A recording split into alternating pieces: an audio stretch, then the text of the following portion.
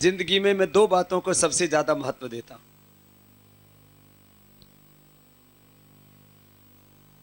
आशीर्वाद के रूप में महापुरुषों का, संतों का अनुग्रह और मां का निर्दोष प्रेम और उनकी प्रार्थनाएं हमारे लिए। माताएं क्या दुआ करती हैं अपने बच्चों के लिए, क्या प्रार्थना करती हैं? उनके बच्चे सदा सुखी रहें। उनको सुख देंगे या नहीं देंगे ये कभी नहीं सोचते। और ज्यादातर ये देखा भी जाता है कि बच्चे अपने सुख की ज्यादा चिंता करते हैं, माँ बाप की सुख की चिंता कोई नहीं करता। लेकिन हम जो कुछ भी जिंदगी में बने, आज हम संत बने हैं तो भी मां के संस्कारों से, उनके अनुग्रह से, उनकी कृपा से। यह अलग बात है कि सन्यासी सबके भीतर ही मां का स्वरूप, सबके भीतर ही पिता का स्वरूप, सबके भीतर ही भगवान का स्वरूप देखता है। लेकिन जिंदगी में गुरुओं के अनुग्रह, कृपा, उनके मार्गदर्शन, उनकी ज्ञान दीक्षा, इसके बिना कोई बड़ा नहीं बन सकता। गुरुओं का अनुग्रह, उनकी कृपा, उनकी ज्ञान दीक्षा, उनका सानिध्य और मां का आशीर्वाद, उसके द्वारा दिए हुए संस्कार। इसलिए दो का बहुत आदर करना जीवन में, एक गुरु का, दूसरा मां का। यूं तो सारी सृष्टि के प्रति कृतज्ञता का भाव रखना, क्योंकि सृष्टि हम पर बहुत उपकार करती है। मैं छोटों से लेकर के बड़ों तक पूछता हूं सबसे, ये सूर्य जब से हम पैदा हुए और अंतिम श्वास तक हमारी सेवा करता है, अजस्र ऊर्जा का स्रोत है। हम सूर्य की रोशनी का इस्तेमाल करते हैं कि नहीं करते? अपने घर में तुम बल्ब जलाते हो, ट्यूबलाइट जलाते हो या पंखा चलाते हो, उसका बिल आता है कि नहीं आता? अच्छा, भगवान जी जिन जो सूर्य बनाया है, इससे भी रोशनी मिलती है कि नहीं मिलती? ट्यूबलाइट से या बल्ब से अपने को रोशनी मिलती है ना, तो उसका बिल आता है कि नहीं? तो सूर्य से जो रोशनी मिलती है, इसका भी बिल आना चाहिए कि नहीं? फिर तो मुश्किल हो जाएगा भरना। सूर्य अपनी सेवा कर रहा है। हमको सूर्य से कोई लाभ है या सूर्य से हमको लाभ है? बोलो, हमको लाभ है ना। सूर्य से हमको रोशनी सूर्य को हमसे रोशनी मिलती है क्या? हमको सूर्य से मिलती है। इसका मतलब सूर्य किसकी सेवा कर रहा है? चंद्रमा किसकी सेवा कर रहा है? हम ये पेड़ पौधे, फल, औषधियां, ऑक्सीजन किसको दे रहे हैं? हमको। ये धरती, इसमें हम बीज डालते हैं, उसको सैकड़ों हजारों गुना किसको करके देती है? एक दूधी का बीज डाला और उससे हजारों दूधी पैदा हो जाती है। एक सरसों का बीज डाला, उससे 1 से 1000 दाने तैयार होते हैं। 1 किलो दाना डालो 4 महीने में 1000, माने 1 किलो डाला तो 10,000 किलो, 1000 किलो हो जाती। 1 किलो से कितना? 1000 किलो। और उस 1000 को डालो तो 10 लाख किलो, और फिर 10 लाख किलो डालो तो एक ही साल के अंदर करोड़ों गुना ये धरती माता अपने को वापस करके लौटा देती है। इतना ज्यादा मल्टीप्लाई कोई नहीं करता है। अब बताओ, ये धरती अपने से कुछ लेती है? जो कुछ भी हमको दे उसको थैंक यू बोलते हैं। ये धरती 1 किलो दाना लेके और उसको साल भर तक उसको बोते रहे तो करोड़ गुना करके अपने को वापस लौटाती है। कभी धरती माता को बोला थैंक यू? नहीं बोला ना। तो आज से बोलना, सब मेरे साथ बोलो, माता भूमि ही पुत्रो हम पृथिव्याः। ये अपनी डायरी में लिख करके रख लेना और हर रोज सुबह उठ करके प्रणाम करना। मैं सुबह उठते ही सबसे पहले ये मंत्र बोलता हूं और ऐसे धरती माता को रोज प्रणाम करता हूं। ये मेरा सुबह का रोज का नियम बता रहा हूं आपको।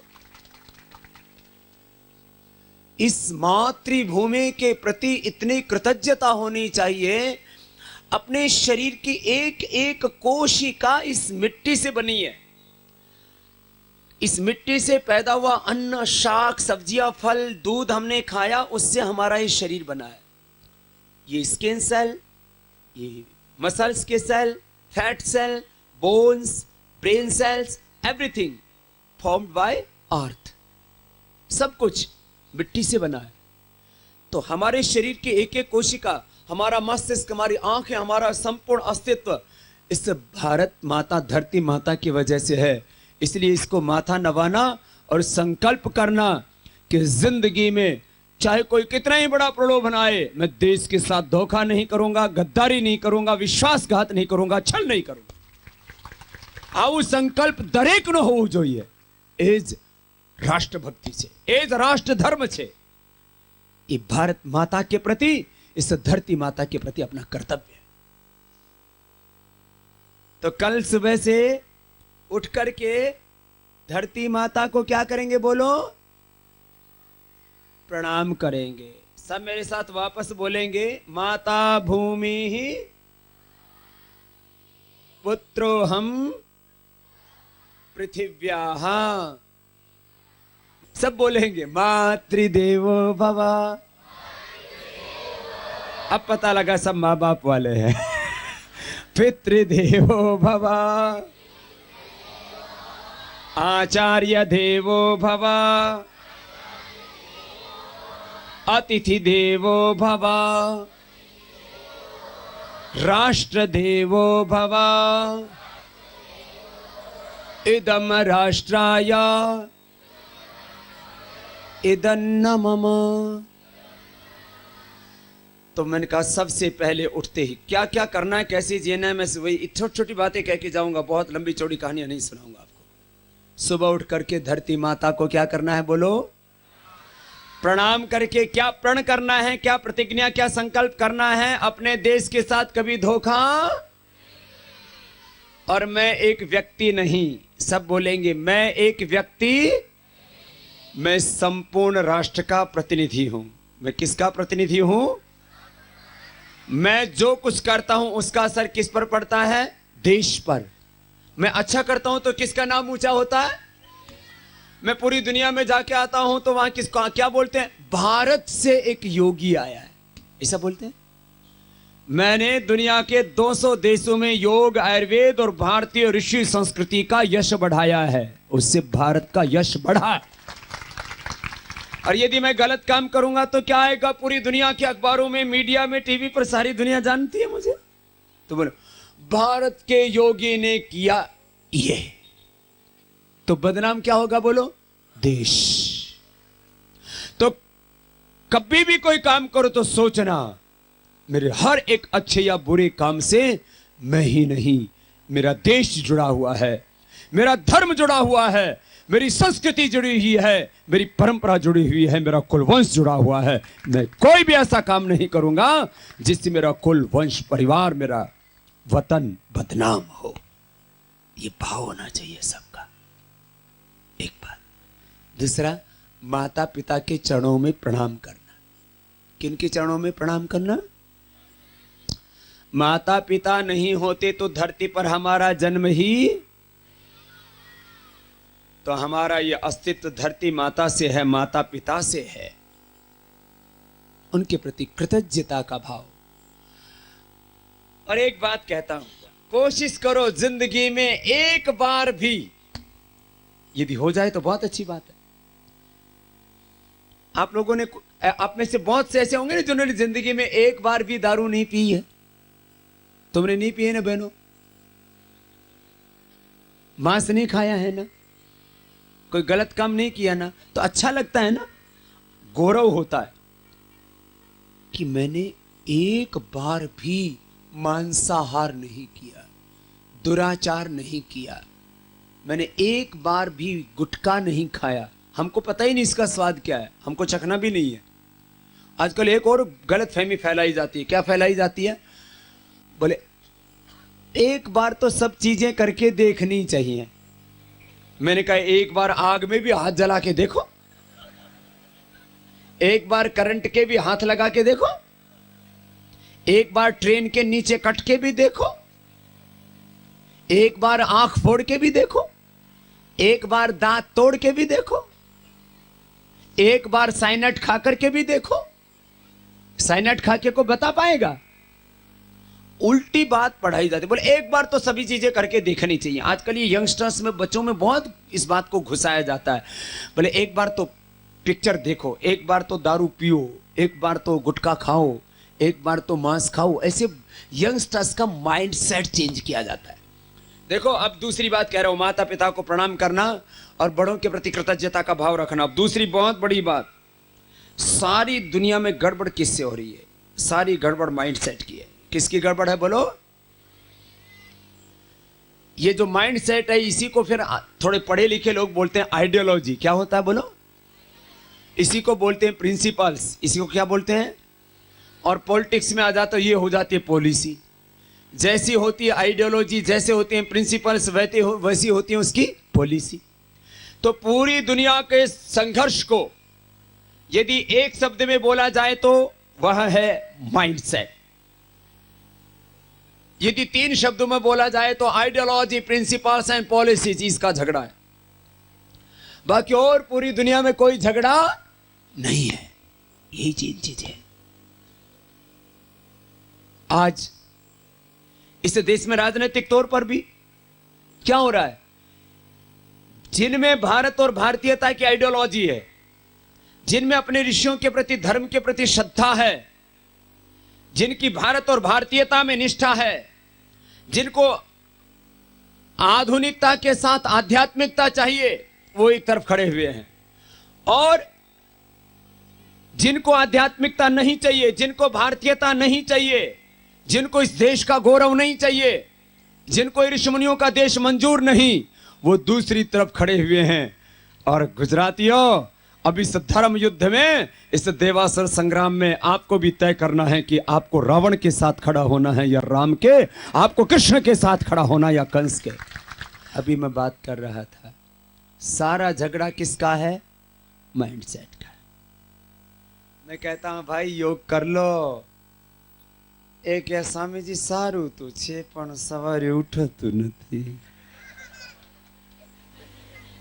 उठातो नहीं, उठा नहीं जाता सुबह। उठ जा, कितना बढ़िया शरीर दिया भगवान ने। अच्छा सुनो, अब अगली बात कह रहा हूं, जरा गौर से सुनना।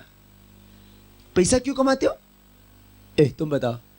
ये तो कमाती नहीं, ये तो खर्च करती है। तुमको पैसा किसके लिए चाहिए? साड़ी के लिए, गाड़ी के लिए, गहने के लिए चाहिए ना थोड़ा तो। हाँ? अच्छा तुमको पैसा क्यों चाहिए? पैसे से क्या आता है? कुछ सामान आता है ना। मैं कहता हूं धन से भी ज्यादा तन का ध्यान दो, अपने जीवन के विकास का ध्यान दो।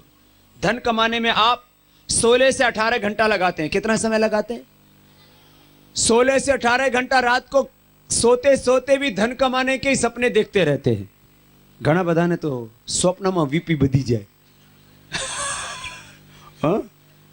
सुनो गौर से, ये बच्चों के भी काम आ गए। बच्चों सीधे बैठो, ऐसे बैठना, ऐसे नहीं बैठना, ऐसे ऐसे। और जब अपना कोई बड़ा बोल रहा हो ना, तो आपस में नहीं बोलना, इतना ध्यान रखो। सुनो, अभी मैं बात कर रहा था योग की। क्यों करना योग? योग करने से दिमाग ठीक रहेगा। अपने दिमाग की कीमत कितनी है पता है? अब अगली बात सुनो, क्या है बोलो? गलत आदत छोड़नी चाहिए कि पालनी चाहिए? लेकिन ये गलत आदत छूटती कैसे नहीं? कि बाबा जी ये तो आदत है ना, टेव पड़ेगी, ये तो स्वभाव थी गयो। गलत स्वभाव को छोड़ना है। तो मैं कह रहा था योग करना, सुबह उठ के दिमाग ठीक रहेगा, दिल ठीक रहेगा, ब्लड प्रेशर, शुगर की, थायराइड की बीमारी नहीं होगी, टीबी और कैंसर की बीमारी नहीं होगी, घुटनों का, कमर का दर्द नहीं होगा। मैं अभी इधर उतरा ना माड़ा उधर में, तो उतरते एक बार बोले बाबा ये दर्द, वो दर्द का बताना, घोटन दुखी से, केड़ दुखी से बता नहीं, सांधा में दुखाવો થાય છે, અહીંયા વધારે થાય છે? एकदम साची बात છે।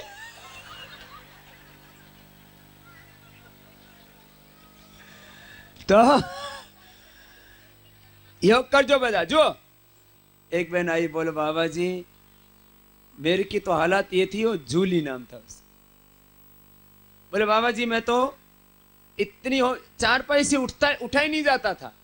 फिर अपनी बहनें योग कराती हैं। ये जूनागढ़ हो या मानवदर हो, या योग की सेवा में भी चाहे साजिदा हो या नर्मदा हो, बहनें आगे हैं। इनका भी एक बार बहुत बहुत अभिनंदन। सबको ऐसे ही अग्रणी भूमिका में रहना। सुबह उठ के करना है योग। सुबह उठ के क्या करना है? और दिन में करना है कर्मयोग। दिन में क्या करना है? कर्मयोग क्या है? बच्चों का कर्मयोग क्या है? पढ़ना। बच्चों का कर्मयोग क्या है? और अपनी तंदुरुस्ती को भी अच्छा बनाना, बॉडी का स्ट्रक्चर और हमारा कैरेक्टर एकदम करेक्ट होना चाहिए। ठीक बात है ना? अध्यापक का कर्मयोग क्या है? पढ़ाना। व्यापारी का कर्मयोग क्या है? ईमानदारी से, बिना मिलावट के और सात्विक व्यापार करना। मुर्गा नहीं काटना, दारू नहीं बेचना। खराब व्यापार करने से भी अपने को पाप लगता है। एक आदमी की दूध की दुकान है, दूसरे की दारू की दुकान है। दूध की दुकान वाला दूसरों को जीवन देता है और दारू की दुकान वाला दूसरों का जीवन लेता है। वो दूसरों की मौत करता है, उसकी घर परिवार में बर्बादी आती है। ये सच्ची बात है। इसलिए कोई भूल चूक से भी ये गलत व्यापार कर रहा हो तो धीरे धीरे छोड़ देना इसको। हमने सैकड़ों लोगों के गुटखे की फैक्ट्रियां बंद करवाई, दारू के ठेके छुड़वा दिए, दारू की दुकानें बंद करवा दी। मैंने कहा ये सब जो तुम काम कर रहे हो, पैसा तो आ रहा है, लेकिन इस पैसे से तुम्हारे बच्चों को बीमारियां होंगी, तुम्हारे माता पिता को, सास ससुर को बीमारियां होंगी। और देख लो, मैंने सैकड़ों उदाहरण दिए। अन्याय से अर्जित किया हुआ धन 10-11 साल अधिकतम ठहरता है, उसके बाद तुम्हारा भी विनाश होता है और दूसरों का भी विनाश करते हो। अन्याय उपार्जितम वित्तम 10 वर्षम तिष्ठति प्राप्ते तु एकादशे वर्षे। उपनिषदों में कहा समूलम ऐसा परिशुष्यति, यो अनृतम अभिवदति या अनृतम अभिकरोति। पूरे जीवन का निचोड़ क्या है? पुरुषार्थ। पूरे जीवन का को एक शब्द में कहो तो क्या है? बोलो। मैं यहां बैठा हूं तो किसके कारण से बैठा हूं? पुरुषार्थ से। आपने धन कमाया तो किससे कमाया? आपने जीवन में सम्मान पाया तो किससे पाया? ये आपके अध्यापक का, यहां मैडम खड़ी है, टीचर खड़ी हैं, ये टीचर बनी तो किससे बनी? पुरुषार्थ से। कोई मुख्यमंत्री बनता है या प्रधानमंत्री बनेगा तो किससे बनेगा? पुरुषार्थ से। डॉक्टर किससे बनेगा? इंजीनियर किससे बनेगा? हमें साधु बना तो पुरुषार्थ करियो, आम माड़ खाई खाई ने नहीं।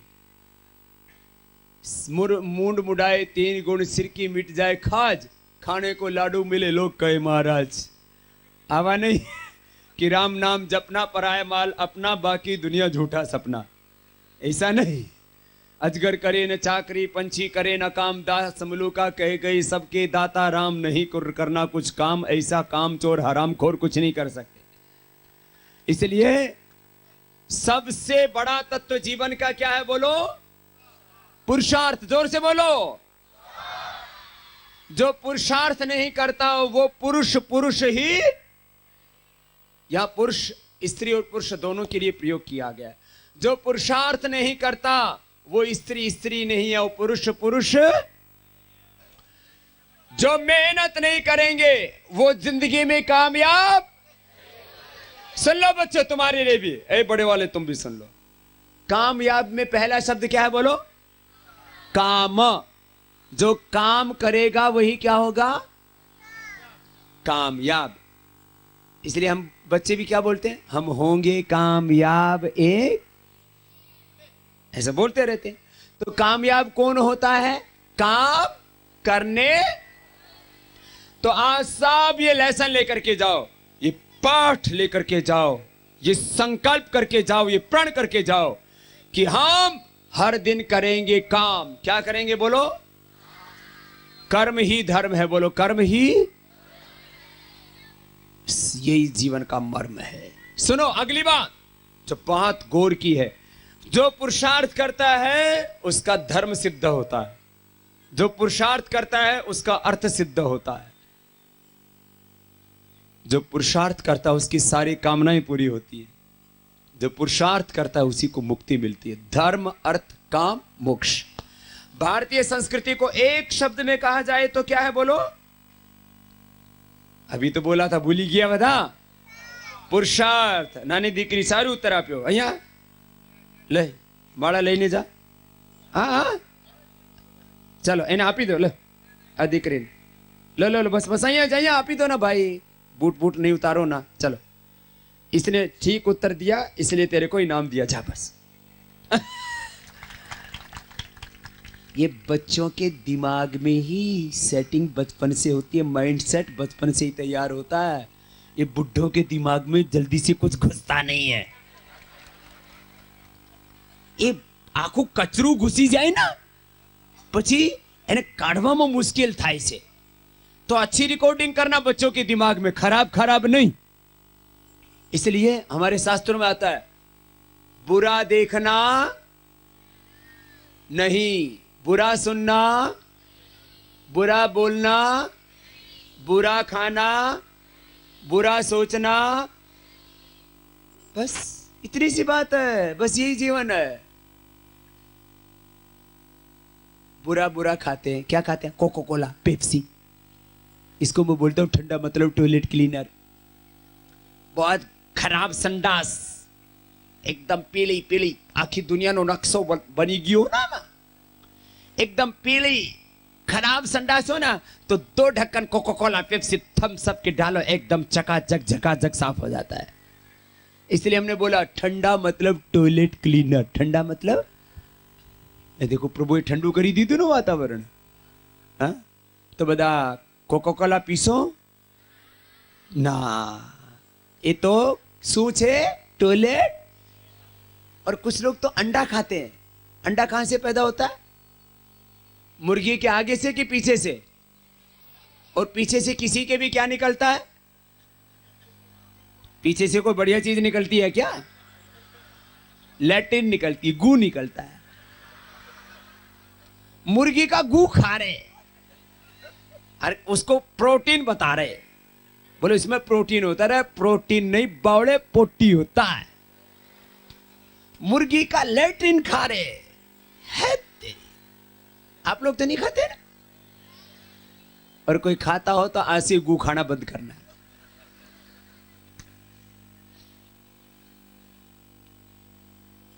तो सांभळो, पूरी भारतीय संस्कृति को एक शब्द में कहा जाए तो क्या है बोलो? पुरुषार्थ। क्या है बोलो? तो जिंदगी में क्या करना? पुरुषार्थ, मेहनत, काम। काम करोगे तो जीवन में कामयाब होगे, काम करोगे तो जीवन में क्या होगे? और भारतीय संस्कृति को 4 शब्दों में कहा जाए तो पुरुषार्थ को ही 4 शब्दों में कहा गया है हमारे। पुरुषार्थ चतुष्टय, क्या बोलते हैं उसको बोलो? पुरुषार्थ चतुष्टय, क्या बोलते हैं बोलो? पुरुषार्थ चतुष्टय। पुरुषार्थ चतुष्टय का मतलब होता है धर्म अर्थ काम मोक्ष। सब बोलेंगे, धर्म अर्थ काम मोक्ष। और जिसको जीवन में धर्म सिद्ध हो जाता है, जिसके पास में विपुल मात्रा में अर्थ होता है और जिसकी सारी कामनाएं पूरी होती हैं, उसी को मोक्ष मिलता है। जब तक धर्म सिद्ध नहीं होगा, जब तक तुम्हारे पास में अर्थ नहीं होगा और जब तक तुम्हारी कामनाएं शेष हैं, तब तक मुक्ति हो ही नहीं सकती। मैं हिंदुस्तान में देखता हूं, जिस किसी को भी बात करो ना, जीवन का लक्ष्य क्या है? मोक्ष की प्राप्ति। मैंने कहा थोड़ा पहली भी बात कर ले, सब जाके मोक्ष पे टिके हुए हैं। जीवन का धर्म अर्थ काम, ये 3 चीजें पूरी करो तो अब मोक्ष तो अपने आप हो जाएगा। और ये 4 चीजें मिलेंगी पुरुषार्थ से। इसलिए पुरुषार्थ करो, धर्म भी सिद्ध होगा, अर्थ भी सिद्ध होगा, तुम्हारी कामनाएं भी पूरी होंगी और तुम्हें मुक्ति भी मिलेगी, भगवान भी मिलेगा, सारा जहान तुम्हारा होगा। मेहनत करो। क्या करना है बोलो? मेहनत। मेहनत, इसको ही मेहनत को ही धर्म कहा। अब मैं इसको थोड़ा डिफाइन कर रहा हूं, इसकी डिफरेंट डेफिनेशंस दे रहा हूं। अब एक होता है पितृधर्म। क्या होता है? पितृधर्म, मातृधर्म, पुत्र धर्म, गृहस्थ धर्म। गृहस्थ का जो कर्तव्य हो क्या हो गया? गृहस्थ को जो पुरुषार्थ करना चाहिए, काम करना चाहिए, वो क्या हो गया? गृहस्थ धर्म। जो व्यापारी को काम करना चाहिए वो क्या हो गया? व्यापार धर्म। जो सन्यासी को करना चाहिए काम वो क्या हो गया? सन्यास धर्म। और हम सबको मिलकर के देश के लिए जो काम करना चाहिए वो क्या हो गया? राष्ट्र धर्म। बस समझ में आ गई? इतनी सी बात है। तो सुबह सुबह करना योग। सुबह सुबह क्या करना बोलो? और दिन में करना कर्म योग। दिन में क्या करना? कर्म योग कहो, ज्ञान योग कहो, भक्ति योग कहो, एक ही बात है। कर्म करने के लिए ज्ञान और भक्ति दो मूल तत्व हैं। अब अगली बात सुनो। और चुनाव के समय क्या करना? राजयोग। चुनाव के समय क्या करना? बोला था ना अभी, कैसा बटन दबाना?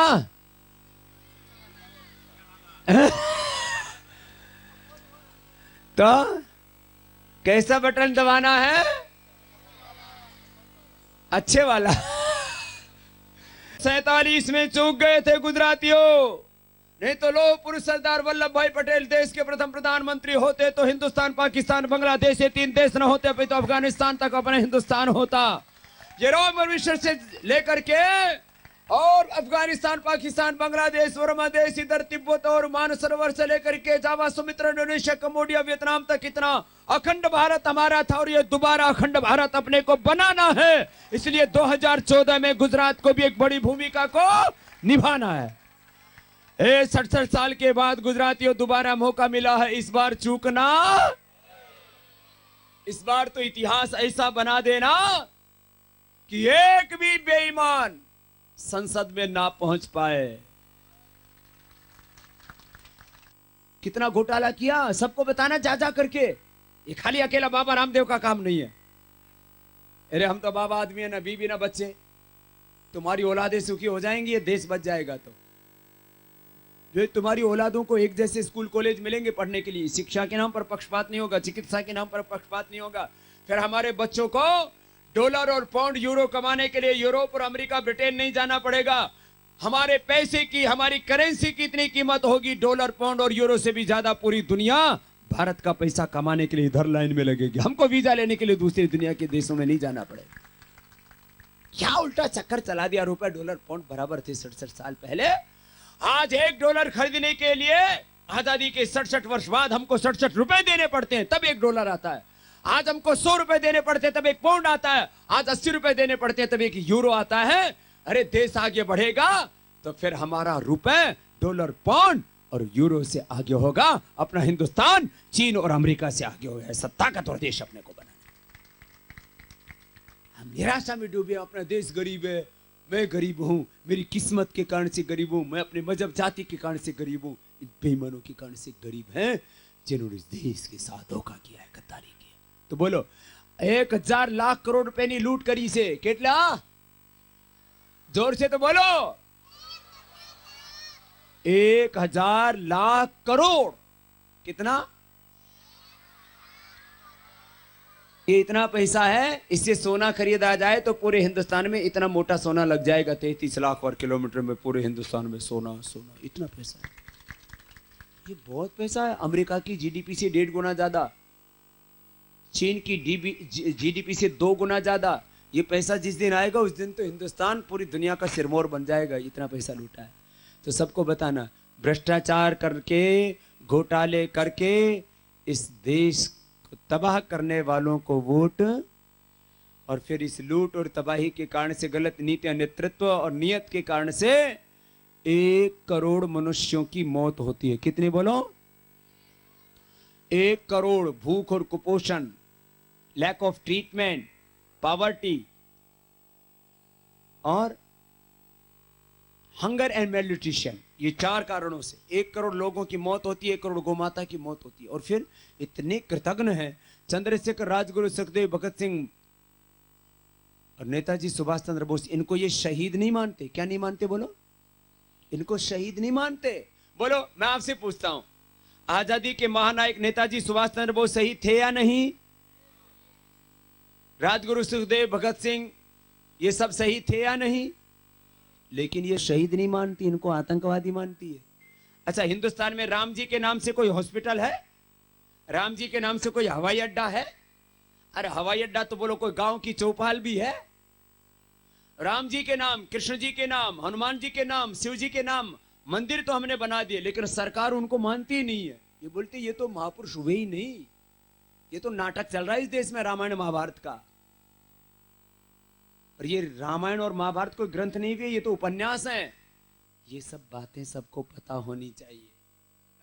अब इतनी बातें तो देश के बारे में बताई, अब तुम्हारी देह के बारे में भी बताता।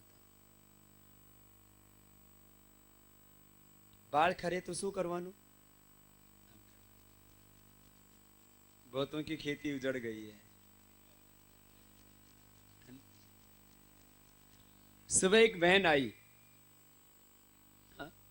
एक सुबह बहन आई, आपने टीवी पर नहीं देख पाया होगा। वो ये बाल लेके आई पहली बार जूनागढ़ में। એને નિમોનિયા થઈ ગયો હતું। એનું શું નામ હતું? सुनीताबेन।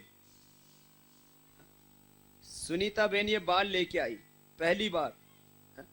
ओहो, ये जो ये ऐसे ऐसे बाल, ये तो एक दिखा रहा हूं आपको, ऐसे ऐसे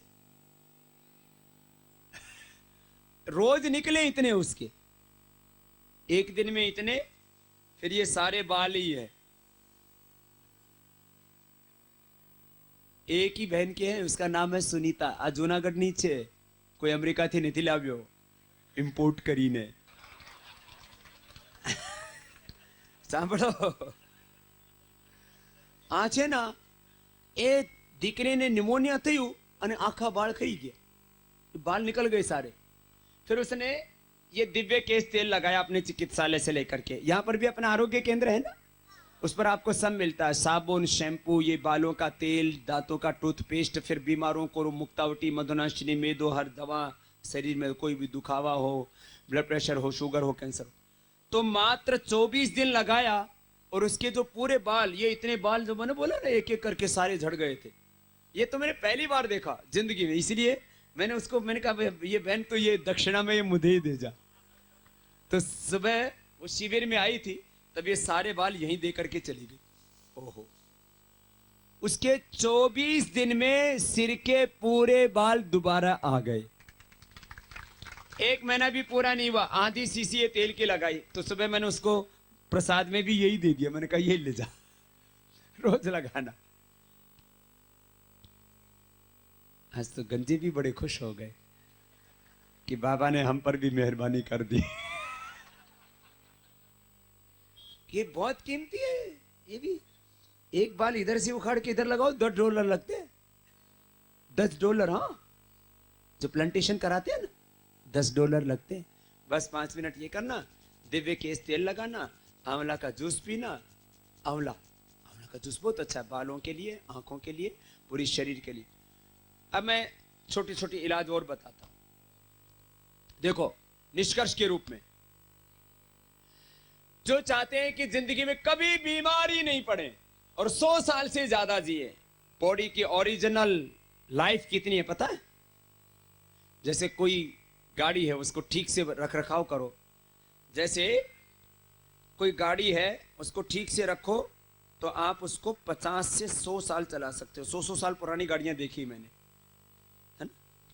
कोई पुल है, तो पुल भी जो अंग्रेजों के जमाने के बने हुए थे, 50 से 100 साल तक पुल चल जाता है। ये आदमी के शरीर को ठीक ठाक रखो तो कितने दिन चले इसमें। अब डीजल वाली गाड़ी में पेट्रोल डालो तो चलती है, पेट्रोल वाली में डीजल डाल दो तो वही बंद हो जाती है। भाई अपनी गाड़ी के लिए शाकाहार है, अब इसमें मांस डालोगे, दारू डालोगे, गुटखा डालोगे तो गड़बड़ होगी। चल लो भाई, ए गुटखा वालो, ઘણા બધા તો મારથી પણ આશીર્વાદ લઈને ગયા છે। હા, પછી આદત ખરાબ થઈ ગઈ। હા, છોડી દેજો બધા। હા, મોઢાથી તો આમ જો શું કુછ સુનો, પૂરું બોલાતોય નથી. जो हनुमान को कुल चौको दो को पे तो लोगो जाओगे. हनुमान जी बोले मैं तेरे थोपड़े में मारूंगा, गधा फोड़ दूंगा तेरे को. मेरा नाम ले रहा है और काम उल्टा कर रहा है. ऐसा बताओ, हनुमान जी गुटखा खाते थे क्या? राम जी मावा खाता था, कृष्ण जी बीड़ी पीता था, माता सीता जी दारू पीती હતી. तो તમે पियो છો?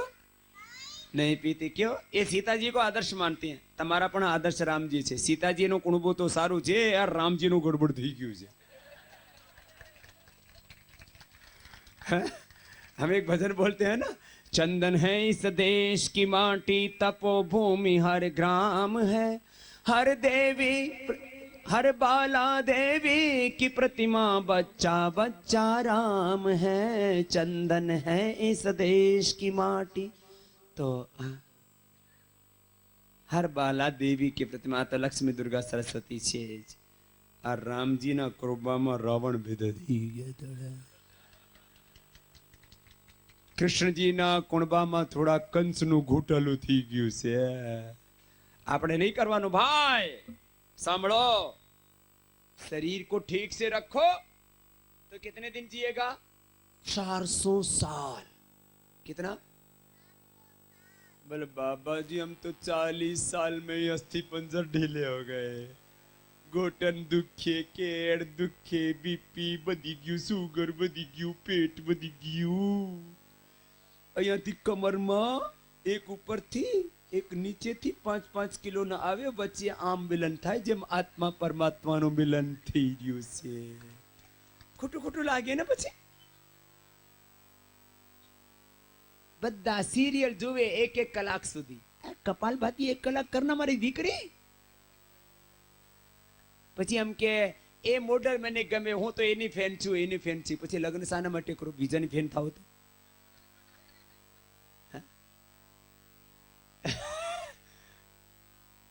अपने शरीर को अच्छा बना के रखो भाइयों, तुम्हारे लिए भी कह रहा हूं. अब इतना ऐसे मोटा पेट ना अपने को देखने में भी खराब लगता है. किसी का पेट मोटा नहीं होना चाहिए. सुन लो, पेट मोटा हुआ, स्ट्रेस हुआ तो समझ लो सारी बीमारी हो जाएंगी. Stress and obesity is the root cause of all diseases. बहुत जरूरी. सुनो, तो आपको 100 साल जीना है और बिना बीमारी के जीना है, तो मैं आपको गारंटी देता हूं, थोड़ा सा तो प्राणायाम कर लेना. किसी को जेनेटिक बीमारी होती है, बीमारियों के बहुत कारण हैं. Less physical activity, genetic disease,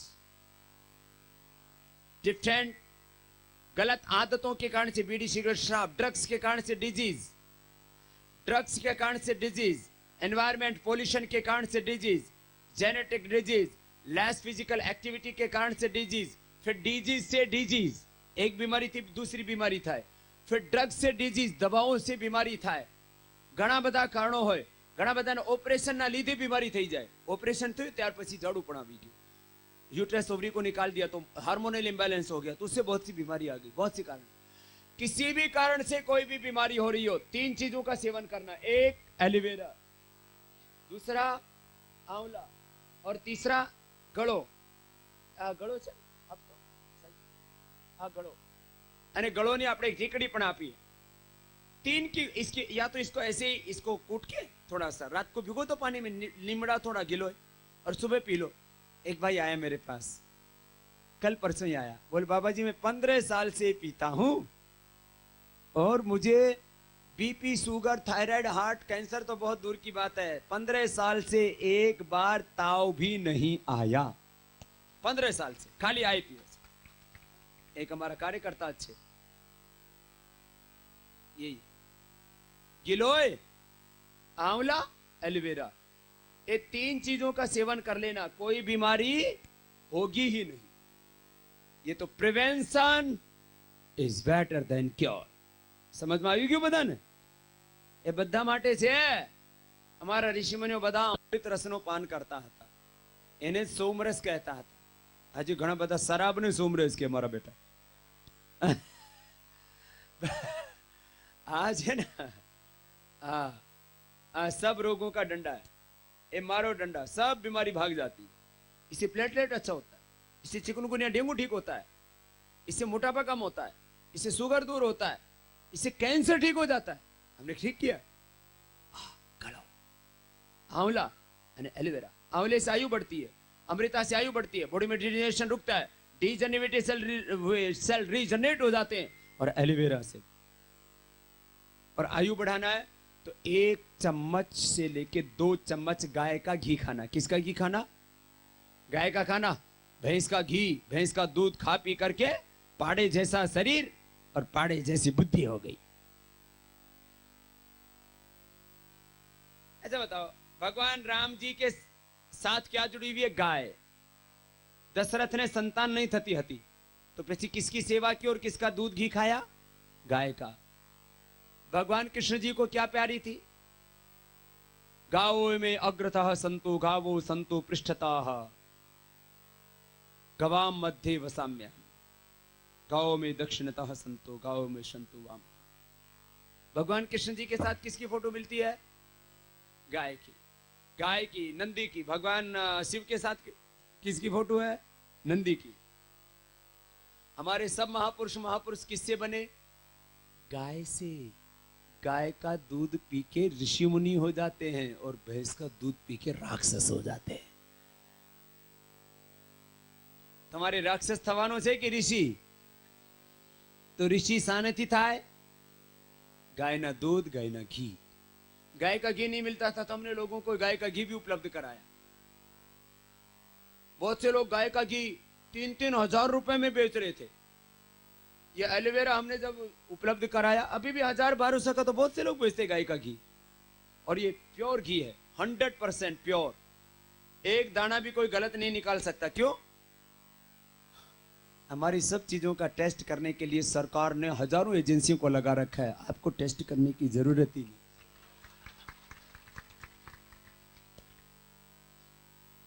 किसी भी चीज में नहीं पकड़ पाए, फिर भी मेरे ऊपर 1000 झूठे केस लगाए। कितने? अभी तो मैं और सुन रहा हूं, ये बोले हिंदुस्तान के साधु संतों के प्रति बहुत श्रद्धा है, इन सबको बदनाम करो। तो अभी दक्षिण के भी 2-3 बड़े संतों के प्रति षड्यंत्र चल रहा है। आपको सच्ची बता रहा हूं। ये तो हमने तो कहा ले लो अग्नि परीक्षा, हमारे ऊपर भी सब तरह के आरोप लगाए। अब सोच भी नहीं सकते। हम पर हत्या से लेकर के चोरी से लेके, हम किसी की चोरी करेंगे? अरे झोला ही नहीं रखते, चोरी करके रखेंगे कहां? नंग धड़ंग है। ये तो कपड़े आप लोगों के लिए पहन के रखते हैं, नहीं तो अपना तो ऐसे ही अच्छा लगता है, हवा लगती रहती है? भस्त्री का कपाल भाती करे।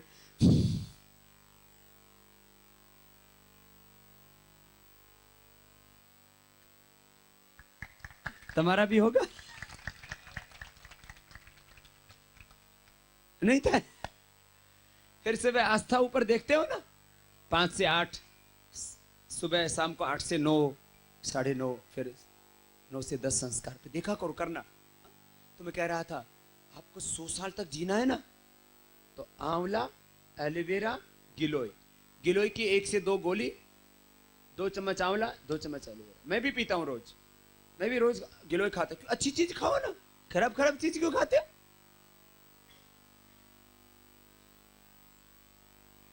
₹10 का खाना, 100 रुपए की दवा, ऐसा करते हैं। अरे 10 रुपए की अच्छी चीज खा लो ना, जिसे 100 रुपए की दवाई नहीं खानी पड़े, 100 साल जियो। पची अलग अलग बीमारियों के लिए ये औषध दर्शन पुस्तक है ना?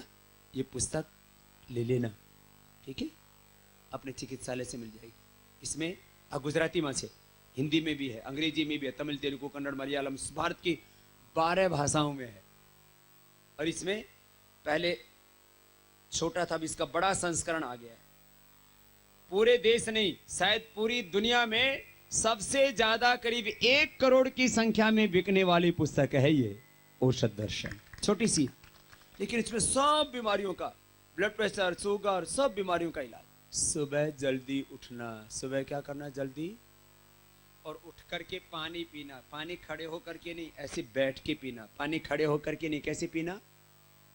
जिनको जोड़ों में दर्द है, अस्थमा है, कॉन्स्टिपेशन है, कोलेस्ट्रॉल बढ़ा हुआ है, सर्दी, उधरस, कोलेस्ट्रॉल, मोटापा, पेट की खराबी और बॉडी में टॉक्सिन्स, ऑक्सीडेंट्स बहुत बढ़े हुए, तो गर्म पानी पीना।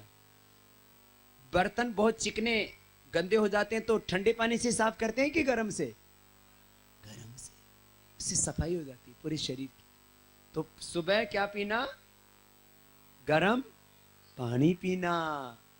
फिर योगाभ्यास करना, हल्का नाश्ता करना, दोपहर का खाना ठीक ठाक खाना, रात का खाना खाने से 2 घंटे, सोने से 2 घंटे पहले खाना खाना, फिर खाने के बाद तुरंत पानी नहीं पीना, रात को दही छाछ नहीं खाना, उसे एलर्जी और तमाम तरह की बीमारी होती है जो आजकल हो रखी है तुम लोगों को। और दूध के साथ नमक नहीं खाना, और राजसिक और तामसिक बासी और मांसाहार आदि नहीं खाना पीना। सात्विक आहार, सात्विक विचार, सात्विक व्यापार, सब चीजें सात्विकता, शुभ का आधान है ना। तो ये छोटी छोटी बातें आपको बताई। और यहाँ मानवदर में भरी दोपहर में चिलचिलाती धूप में आप इतनी बड़ी संख्या में आए, और आपके साथ साथ छोटे छोटे बच्चे भी आए। एक बार बच्चों का अभिनंदन कर दीजिए। बच्चे भी यहाँ के बहुत अच्छे हैं, अनुशासित हैं। और यहाँ का जो स्कूल है इसका नाम भी क्या है? परिश्रम। अभी बोला था ना मैंने, जीवन में सबसे बड़ी चीज क्या है? परिश्रम, पुरुषार्थ, कर्म। और सब बच्चों के साथ बड़े भी आए। हमारे जो तहसील प्रभारी बहन नर्मदा बेन, ये जोगिया छे, ये जोगी नहीं થઈ ગઈ છે। एक बार जोरदार अभिनंदन इस बहन का, बहुत प्यारी बहन, और इतनी सेवा करती है। और अभी तो और भी 25-30 साल कम से कम और सेवा करेगी।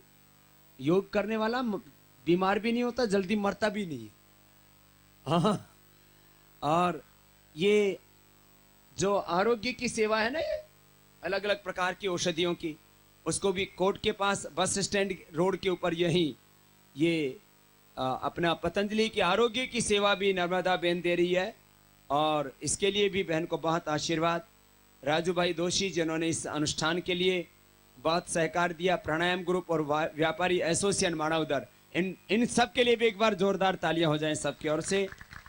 हमारे जीतू भाई, रमेश भाई, अमित भाई, जयेश भाई और सही सहयोगी संस्थाओं को जिन्होंने इस अनुष्ठान में बहुत सहयोग प्रदान किया। परिश्रम एकेडमी परिवार, सुरेश भाई व्यापारी महामंडल, कन्हैया ग्रुप, विश्व हिंदू परिषद संघ परिवार અને આહિર યુવક મંડળ બધા જ, અને આપ સૌ જે આટલું ટાઈમ કાઢીને શ્રદ્ધા સાથે અહીંયા આવ્યા। कितने भाई बहन ऐसे हैं जो रोज या कभी कभी योग करते हैं? ये तो बहुत बड़ी संख्या है। भाइयों से ज्यादा बहनें योग करने लग गई है। अच्छी बात है। छोटी बड़ी बीमारी, मेरे पास कहीं के पर्चे भी आगे, बोल महेंद्र भाई मानसिक रोग था, 3 महीने से प्राणायाम किया, सब दवाई बंद हो गई। ऐसे ही बड़ी बड़ी बीमारियां, किसी के ब्लड प्रेशर की, किसी की शुगर की, थायराइड की, और कोई बहुत बड़ी बीमारी भी ठीक की। कई कई बीमारी, ऊंग नहीं आती थी। प्राणायाम करने से नींद आना भी शुरू हो जाता है। बाकी सब बीमारियां एक एक करके, ब्लड प्रेशर की, शुगर की, थायराइड की, सब दवाइयां बंद हो जाती हैं। आपसे एक यह भी प्रार्थना कि आप भी बोलो, ये योग की सेवा करनी चाहिए कि नहीं? देश की सेवा करनी चाहिए कि नहीं? और इस सेवा में आपको भी सहयोग करना चाहिए कि नहीं? करना चाहिए सबको।